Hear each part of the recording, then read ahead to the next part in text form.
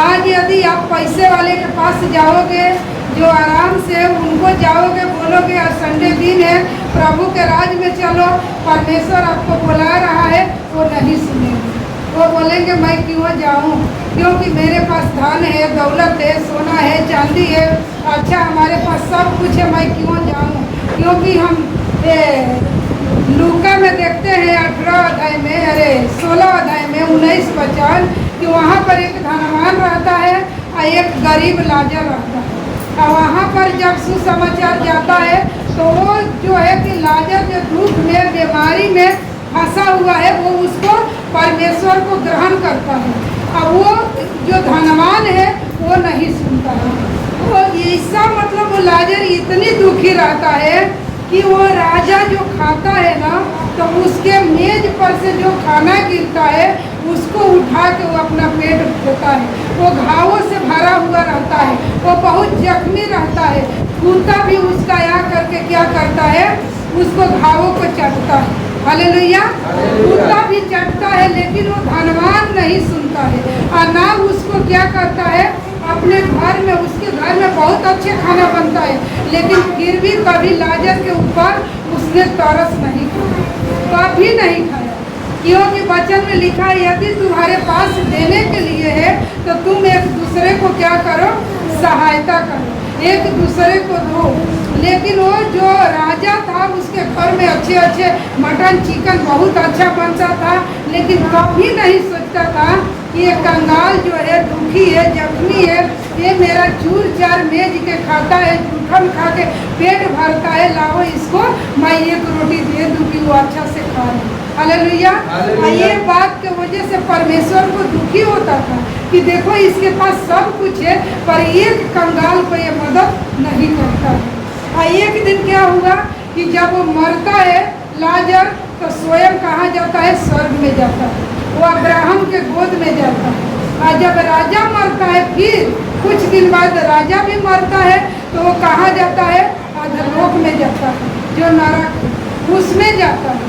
और जब वो अपने आँख को उठाता है ऊपर, तो दिखता है अरे जो लाजर मेरे मेज के जूठा खाता था वो आज अब्राहम के गोद में है, आज इतनी ऊंची पदवी उसको मिला है, वहाँ पर है।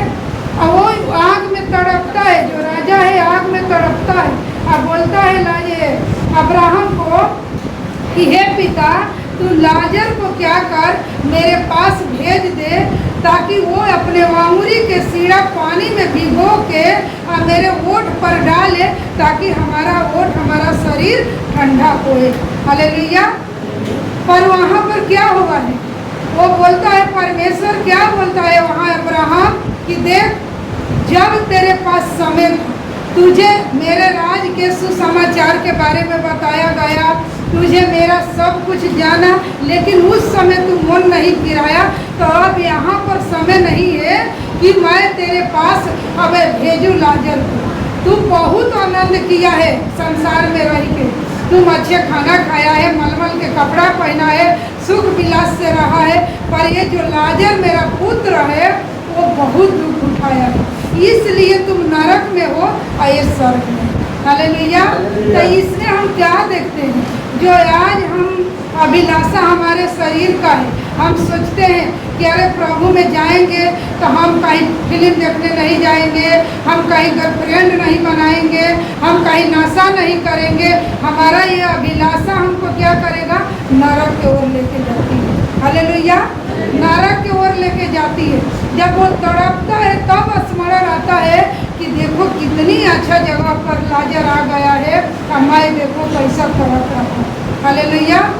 तो कहता है अब ये नहीं जा सकता है तेरे पास, क्योंकि तेरे और इसके बीच में एक दीवार है, ऐसा खड़ा है कि न तुम वो पर से इस पर आ सकते हो और न लाजर यहाँ से वहाँ जा सकता। हालेलुया। अब ये नहीं हो सकता है, तुम जहाँ है वहाँ तुम्हारे लिए अच्छा है, और लाजर जिस जगह पर है वहाँ वो अच्छा है। तब वो फिर क्या बोलता है कि हे अब्राहम, ठीक है हमारे पास तो नहीं आ सकता है, पर इसको क्या करो, फिर से तुम इसको धरती पर वापस इसको मनुष्य रूप धारण करके वापस इसको धरती पर भेजो, ताकि वो जाएगा तो मेरा 5 भाई और है उसको जाके सुसमाचार सुनाए कि मेरा भाई लोग इस नरक से बच गए। हालेलुया। वहाँ पर अपने लिए नहीं उसको टेंशन है। किसके लिए टेंशन है? 5 भाई जो हमारे पृथ्वी पर हमारा ही जैसे अभिलाषा में है उसके लिए टेंशन उसको। हालेलुया। कहता है कि तुम जाओ उसको भेज दो पृथ्वी पर कि मेरा 5 भाई के वो जाके इस बारे में बताए कि वो क्या करे, इस नरक में वो लोग ना आने पाए। लेकिन वहाँ पर जवाब उसको क्या मिलता है? वहाँ पर उसको जवाब मिलता है कि देख तेरा 5 भाई के बचाने के लिए मूसा भविष्यद्वक्ता के पुस्तक है। यदि उसको वो लोग नहीं सुन के मन फिराएंगे तो यदि कोई मर के भी जिंदा हो जाएंगे तो उनका वो नहीं सुनेंगे। Hallelujah, hallelujah, hallelujah. तो कहता है कोई मर के भी जिंदा होकर वहाँ जाएंगे तो उसका नहीं सुनेंगे। आज हम क्या इससे सीखते हैं कि जो भी हमें मन फिराना है तो ये बाइबल के पुस्तक जो हमारे हाथ में है, जो हम चर्च में जाते हैं, जो हम वचन सुनते हैं हमारे घर में है, हम जब पढ़ते हैं सुनते हैं तो उस पर हमें विश्वास करना है। हमें विश्वास करना है क्योंकि हमें इसी पर परमेश्वर बोल दिया कि मूसा भविष्यद्वक्ता के पुस्तक है। यदि उस पर नहीं विश्वास करेंगे तो कोई मर के जिंदा होएगा और जाके बताएगा तो नहीं सुनेंगे। हालेलुया। तो आज यही मूसा भविष्यद्वक्ता के पुस्तक है जो बाइबल हम पढ़ते हैं। हमें क्या करना है? इस पर विश्वास करना है और हमें नरक से बचना है। हालेलुया। तो यहाँ